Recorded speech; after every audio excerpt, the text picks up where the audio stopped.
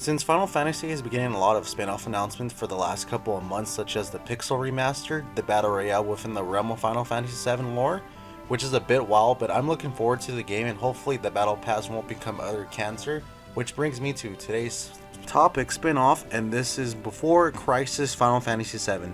This spin-off game was made for a FOMA service in Japan, aka the Freedom of Mobile Multimedia, which sounds like the most American thing ever, and this form would have provided 3G services, so that's a bit funny seeing that we're using 5G nowadays, but you know how some of those weirdos out there think they can mess up our brainwaves, but that's a whole different thing.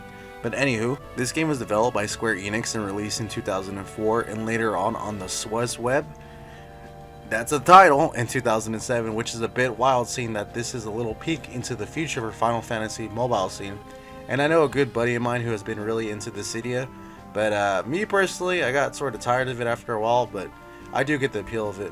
But back at the topic, Before Crisis would have you to be constantly connected, and you would have to pay a subscription to the Square Enix mobile subscription called Final Fantasy Mobile, funny enough.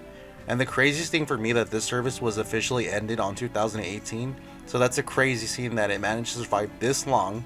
And now for the plot for this game. You play as members of the Turks and you're on a mission to investigate avalanches. And as you play the game, you do see cameos from the likes of Rude, Sephiroth, Cloud, Zack, Aerith, and Tifa. And you might be thinking to yourself, isn't this going to be another gacha garbage that you see nowadays? Dissidia. But this game was a full-on real-time RPG in which, seeing that this game's graphics are in 2D, and there are 3 different types of modes that were included in this, which is the first mode, which is still labeled Episode Mode, which you play as the main storyline, Free Mode, which allows you to go on side missions to gain more XP, and mind you, all this shit was on this phone right here, so Japan's a wild for doing this. And for the last mode that was offered was called Rescue Mode, in which the player can allow their character to get captured to gain additional XP, and if they are rescued by other players, you gain additional XP. Plus there's a ranking system on top of all of this, which grants you a special title that is seen here for how many months you have been playing this game.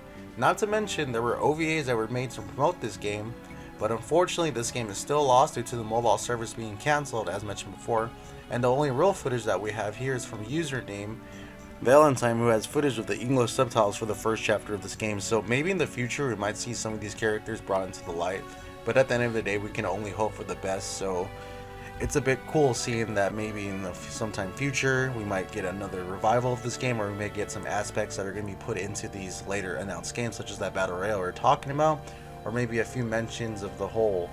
I believe there was like a Final Fantasy VII game that was going to be made exclusively in this year or next year. I'm not too sure, don't quote me on that. So maybe we might get introduced to those characters. But if you enjoy this type of content, I'm trying my best to make this daily, and I hope you guys learn something or two. So you guys take care and subscribe to the channel, and I'll see you guys next time.